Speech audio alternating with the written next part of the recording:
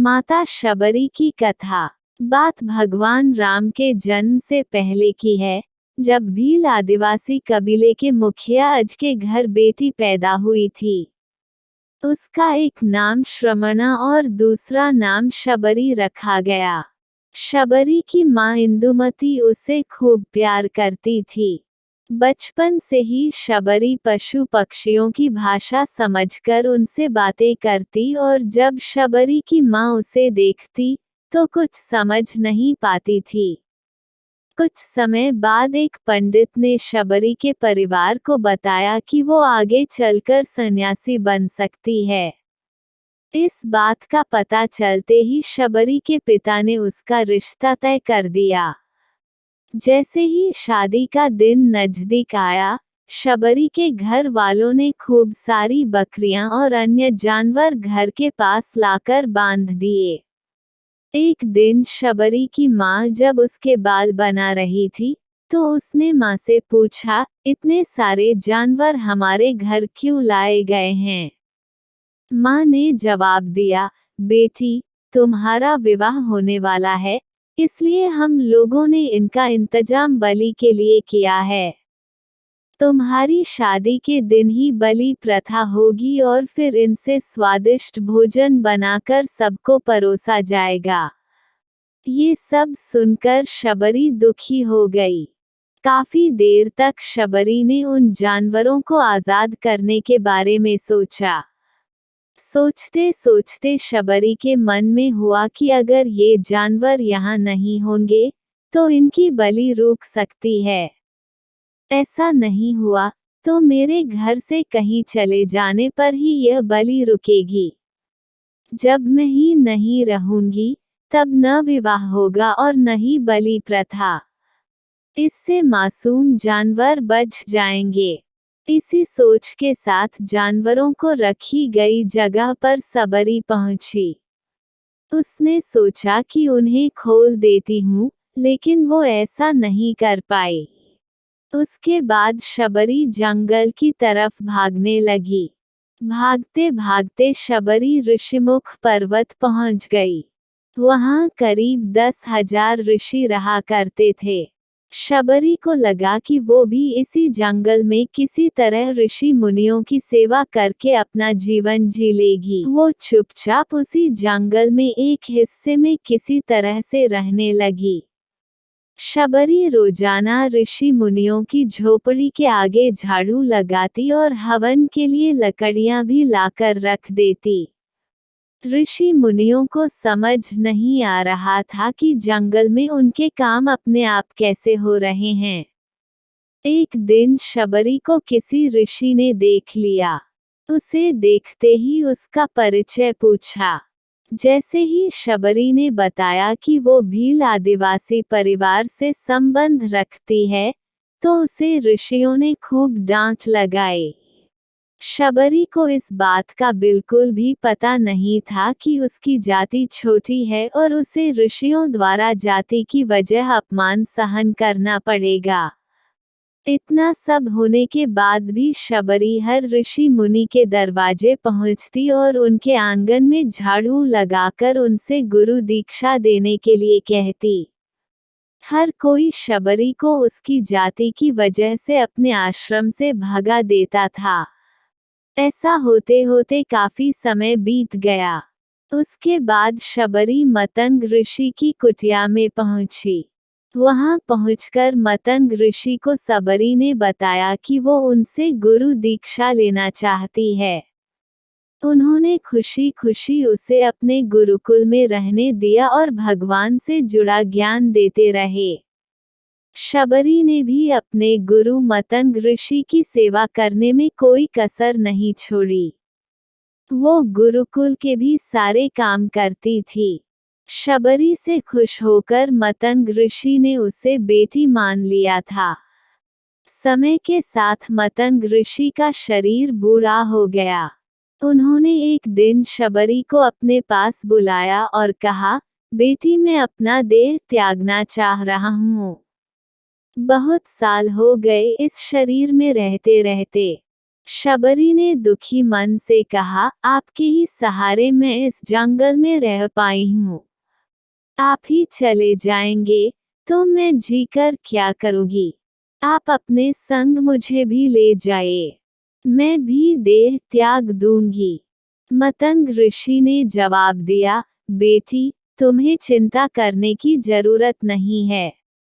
राम तुम्हारी चिंता करेंगे और ध्यान भी रखेंगे। शबरी ने राम का नाम सुनने के बाद पूछा, वो कौन है और उन्हें मैं किस तरह से ढूंढूंगी। मंतग ऋषि ने बताया, राम कोई और नहीं भगवान हैं।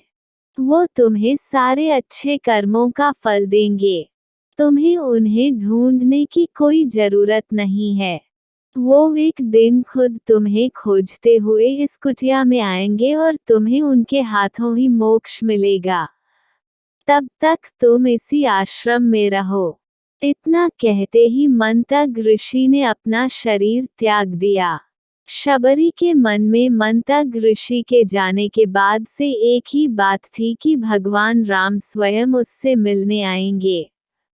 वो रोज भगवान राम से मिलने के लिए बाग से अच्छे अच्छे फूल लाकर पूरा आश्रम सजाती और भगवान के लिए बेर तोड़कर लाती।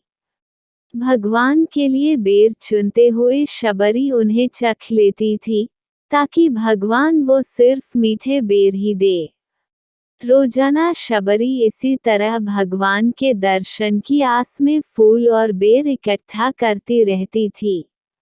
इसी तरह इंतजार में कई साल बीत गए। शबरी का शरीर एकदम वृद्ध हो गया। एक दिन आश्रम के पास के ही तालाब में शबरी पानी लेने के लिए गई। तभी पास के ही एक ऋषि ने उसे अछूत कहते हुए वहां से भागने के लिए कहा और एक पत्थर मार दिया। वो पत्थर जब शबरी को लगा तो उसे चोट लगी और खून बहने लगा। बहते हुए खून की एक बूंद उसी तालाब के पानी में गिर गई। तभी पूरा तालाब का पानी खून में बदल गया। ये सब होता देखकर ऋषि ने शबरी को ही डांटा और कहा कि पापीन, तुम्हारी वजह से पूरा पानी खराब हो गया। रोज ऋषि उस पानी को साफ करने के लिए अपनी कई तरह की विद्याओं का इस्तेमाल करते। कई सारे जतन करने के बाद भी कुछ नहीं हुआ। फिर उन्होंने गंगा जैसी कई पवित्र नदियों का जल भी उस तालाब में डाला। फिर भी तालाब का पानी साफ नहीं हो पाया और वो खून जैसा ही रहा। कई सालों तक तालाब के पानी को साफ करने की कोशिश के बाद भी कुछ काम नहीं आया, तो ऋषि ने थककर सब कुछ छोड़ दिया। इस घटना के कई सालों के बाद भगवान राम अपनी पत्नी सीता के हरण के बाद उन्हें ढूंढते हुए उसी तालाब के पास पहुंचे। ऋषि मुनियों ने उन्हें पहचान लिया। भगवान को वहां देखकर ऋषियों ने तालाब का पानी साफ करने के लिए भगवान को अपने पैर उसमें डालने के लिए कहा, लेकिन पानी जैसे का तैसा ही था। ऋषि मुनियों ने भगवान से भी कई अन्य जतन करवाए, लेकिन वो पानी जस का तस खून जैसा ही रहा। तब भगवान ने ऋषियों से पानी के रक्त में बदलने की कहानी पूछी। तब ऋषि ने शबरी को पत्थर मारने वाली सारी बात बता दी। उसके बाद कहा कि वो महिला ही अपवित्र है, छोटी जात की है, इसलिए ये सब हुआ है। उसी वक्त भगवान राम ने कहा, ये सब आप लोगों के खराब वचनों से हुआ है। शबरी को इस तरह के शब्द बोलकर आप लोगों ने उसे नहीं, बल्कि मेरे दिल को घायल किया है। इसी घायल दिल के रक्त का प्रतीक ये तालाब का लाल पानी है। आगे भगवान राम बोले, कहाँ है वो माई, मैं उनसे मिलना चाहता हूँ। तब तक शबरी उसी तालाब के पास पहुँच जाती हैं। इस दौरान शबरी के पैर को ठोकर लगती है और कुछ धूल उस तालाब में गिर जाती है। तभी सारा पानी साफ हो जाता है। भगवान सबसे कहते हैं कि देखिए, आप लोगों ने क्या कुछ नहीं किया, लेकिन पानी साफ नहीं हो पाया। अभी सिर्फ इनके पैर की थोड़ी सी धूल ने ही तालाब का पानी साफ कर दिया। भगवान राम को शबरी पहचान चुकी थी। उन्हें प्रणाम करके शबरी ने कहा, भगवान आप मेरे साथ कुटिया में चलिए। भगवान भी खुशी खुशी शबरी के साथ चल पड़े। फूलों से शबरी ने भगवान राम का स्वागत किया। वो सीधे बेर तोड़ने के लिए भाग गईं और चकचकर उनके लिए बेर लेकर आई। उन्होंने बड़े ही प्यार से भगवान राम और उनके भाई लक्ष्मण को बेर दिए। भगवान राम ने भी उतने ही प्यार से उन बेर को खाना शुरू किया। तभी बेर देखकर मुंह बनाते हुए लक्ष्मण ने कहा, भैया ये बेर जूठे हैं, इन्हें आप कैसे खा सकते हैं? भगवान ने जवाब दिया, लक्ष्मण ये जूठे नहीं बल्कि बहुत मीठे हैं। शबरी माए हम सबके लिए ये बहुत प्यार से तोड़कर लाई हैं। इतना कहकर भगवान राम प्यार से उन बेर को खाने लगे। भगवान ने जाते हुए शबरी माई से कहा, आप मुझसे जो चाहे वो मांग सकती हैं। शबरी ने उन्हें कहा, मतंग ऋषि के कहने पर मैं आज तक सिर्फ आपके दर्शन करने के लिए जी रही थी। अब आप मुझे मोक्ष प्रदान कीजिए। मैं अपना शरीर आपके सामने ही त्यागूंगी। उसी वक्त शबरी ने अपना शरीर त्याग दिया।